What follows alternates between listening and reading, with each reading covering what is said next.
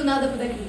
И только при определенной температуре из урановой смолки выделяется неизвестно. Его немного. Гораздо меньше, чем вы предполагали. Гораздо меньше в сущности. Его количество заставляет сомневаться в его существовании, но не меня. Я не сомневаюсь. Мария Складовская-Кюри. Одна из самых вдохновляющих личностей в науке. Первая женщина, дважды получившая Нобелевскую премию в области химии и физики. Первооткрывательница радиации, основоположница современной медицинской радиологии и рентгенологии. Женщина, постулировавшая всей своей жизнью высшее стремление к познанию и истинную значимость силы воли. Мария Кюри как женщина, как человек, как личность, отличавшаяся невероятным трудолюбием, фантастическим, феноменальным упорством в достижении цели, есть только воля. Вот этот девиз этой личности и в спектакле это тоже очень ярко прослеживается. Спектакль «В лучах» основан на одноименной пьесе польского драматурга Артура Палыги. Режиссером постановки выступил Антон Корнилов. Главную и единственную роль сыграла актриса Русдрама Ирина Делба. Моноспектакль, за которым зритель может наблюдать порядка 1,5 часов, построен на неизвестных ранее письмах Марии Складовской-Кюри самой себе, мужу и дочерям.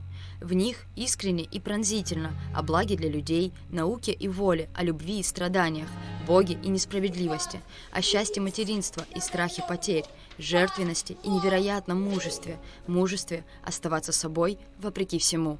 Это очень сложный материал, потому что по количеству текста, по объему текста этот моноспектакль превосходит все, что у нас было в этом жанре.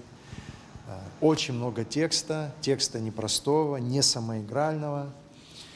Там и пласт научный, и житейский, и женский, и философский, и время, прошлое, будущее, настоящее. Все перемешалось вот в этом большом котле, в котором Мария Кюри варила эту урановую смолку, из которой был извлечен и полоний, и радий. Моноспектакль «В лучах» – первая премьера 42-го театрального сезона. Перед показом пьесы Ираклий Хиндба отметил, что Русдрам в определенном смысле оказался в авангарде театрального искусства. Ведь «В лучах» Артура Палыги до сих пор ставили лишь в Санкт-Петербургском театре имени Ленсовета. Режиссер постановки Антон Корнилов, ранее выступавший режиссером пьесы «Рассказ Мула Старого Хабуга», в свою очередь рассказал, что в спектакле поднимается множество важных и актуальных для действительности тем. Мы в первую очередь стремились Марии Кюри показать как человека, именно не как ученого из учебника, из книжки или там из Википедии, а именно как человека, как женщину. Потому что я убежден, что театр – это про людей и для людей. Вот. И поэтому во главе всего стоит человек. Исполнительница главной и единственной роли – молодая актриса русского театра, выпускница театрального института имени Бориса Щукина Ирина Делба.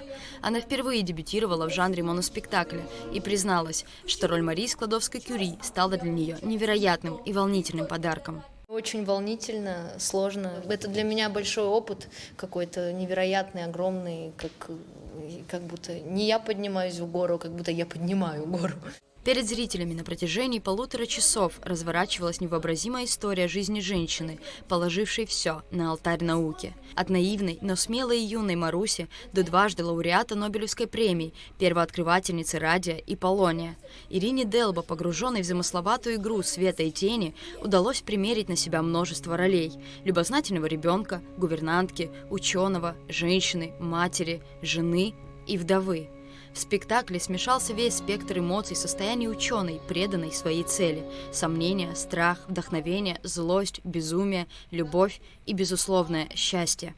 Отдельная роль, буквально в партнерстве с актрисой, отдана в постановке свету, игре теней, лучей и полутонов. Мы сидели в этом большом дырявом сарае ночью под звездами, а на полочках у нас были наши собственные звезды, мною выловленные из жижи, из грязи, из темноты, из отходов, из ниоткуда.